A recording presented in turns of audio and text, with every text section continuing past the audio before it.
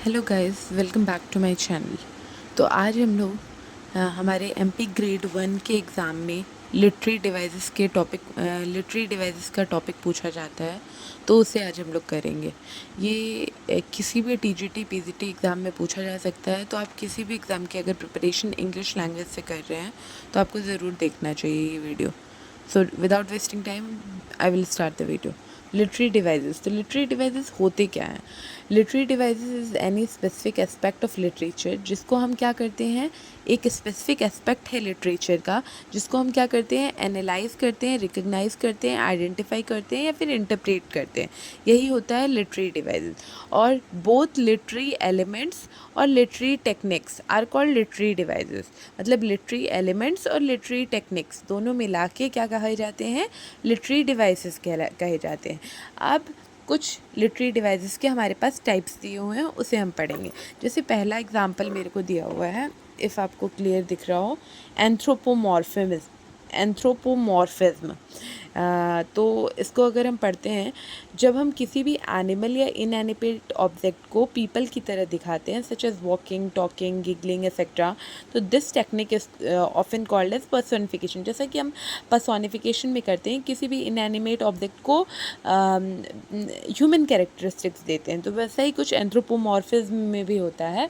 और इसी को मतलब जैसा पर्सोनिफिकेशन में होता है वही एंथ्रोपोमॉर्फिज्म भी कहलाता है। सेकंड हम पढ़ेंगे ड्रामेटिक आयरनी।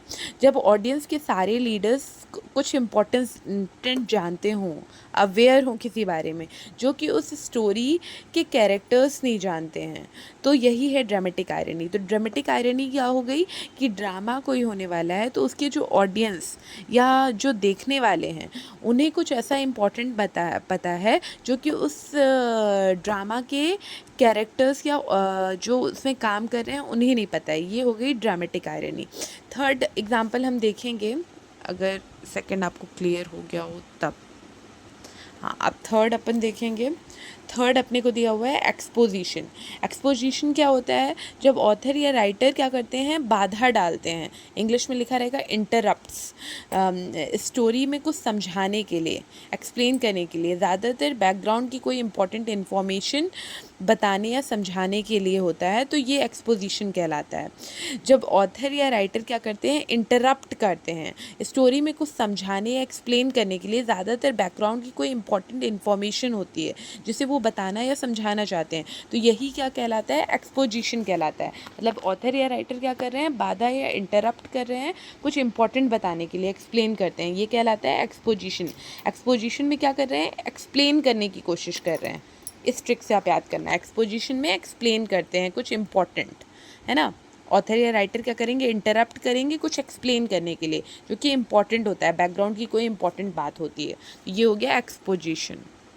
आपको क्लियर दिखे इसलिए मैं इतना वैसे वीडियो बना रही हूँ। अच्छा, ये पेन मेरे को दिक्कत कर रहा है, ये एक्सपोजिशन क्लियर हो। अब हम देखेंगे फोर शैडोइंग। तो फोर शैडोइंग क्या होता है, फ्यूचर की बात करता है। फोर शैडोइंग एक ऐसा लिटरेरी डिवाइस है जो कि इंडिकेट या हिंट देता है कि आगे स्टोरी में क्या होगा, फ्यूचर में क्या होगा। फोर शैडोइंग यूजफुल होता है सस्पेंस और क्यूरियोसिटी क्रिएट करने में। ठीक, ये हो गया फोर शैडोइंग। इमेजरी क्या होता है, इमेजरी जो है ऐसे डिस्क्रिप्शन का यूज़ करता है जो कि रीडर्स के सेंसेस में जाके इमेज या आइडिया क्रिएट करे, मतलब 5 सेंसेस का यूज़ करता है। तो ये हो गया imagery. It uses vivid description that appeals to readers senses to create an image और आइडिया इन देयर हेड। मतलब 5 सेंसेस का यूज़ करके एक इमेज क्रिएट करता है, ये हो गया इमेजरी।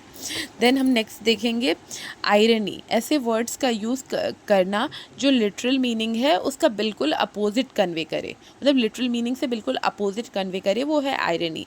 सेवेंथ हम देखेंगे पैरेललिज्म। सिमिलर या आइडेंटिकल लैंग्वेज आइडियाज स्ट्रक्चर्स का या इवेंट्स का यूज़ करना डिफरेंट पार्ट्स के टेक्स्ट में। मतलब कुछ सिमिलर, एक जैसे लैंग्वेज आइडियाज़ या स्ट्रक्चर्स का हम यूज़ करते हैं, इवेंट्स का यूज़ करना डिफरेंट पार्ट के टेक्स्ट में, डिफरेंट पार्ट्स के टेक्स्ट में। क्लाइमैक्स क्या हो गया, अगर आपको क्लियर नहीं होगा तो, हाँ, climax the emotional high point और turning point of the story. कुछ इमोशनल चेंज आता है हाई पॉइंट या टर्निंग पॉइंट स्टोरी में, तो उसे क्लाइमैक्स कहते हैं। कॉन्फ्लिक्ट क्या हो गया, हिज स्ट्रगल या problem between opposite forces in a story, कोई स्ट्रगल या प्रॉब्लम, ये हो गया कॉन्फ्लिक्ट। थीम क्या हो गया, main idea in through out the story, जो भी मेन आइडिया पूरी स्टोरी में चलता है वो हो गया थीम। प्लॉट क्या हो गया, sequence of events with in a story, sequence जो होता है वो प्लॉट कहलाता है।